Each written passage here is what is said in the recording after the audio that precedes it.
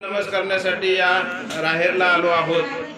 तर राहेर मधलं ज्या मंदिरामध्ये आपण आलो ते नरसिंहाचं मंदिर आहे आणि या नरसिंहाच्या मंदिराच्या या चौकामध्ये आपण हा जो चौक या ठिकाणी नमस केलेला आहे, इथे स्वामी श्री चक्रधर महाराजांचं 20 दिवस वास्तव्य होतं आणि या 20 दिवसामध्ये स्वामींनी इथे राहिलेले आहेत। इथून मग आपण ज्या नदीमध्ये खाली गेलो, इथे भिक्षा पडलेली होती, भिक्षांना वेचणे हे स्थान आहे।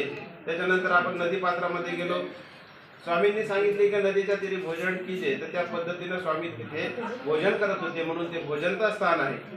अगोदर आपण आसनस्थान केलं, नंतर मृत भाड्या जेवणे स्थान, तर असे स्थान करत हे जे स्थान आहे हे अवस्थान स्थान आहे। स्वामींचं या ठिकाणी 20 दिवस वास्तव्य आहे, म्हणून या स्थानाचं नाव काय आहे? अवस्थान। लक्षात ठेवायचं। या ठिकाणी अधिक दिवस स्वामींचं वास्तव्य असल्यामुळे 20 दिवस वास्तव्य असल्यामुळे या स्थानाला पंथीय परंपरेमध्ये अवस्थान स्थान असं म्हणतात। दंडवत प्रणाम। आपण महाद्वार स्थान करायचंय, येताना वर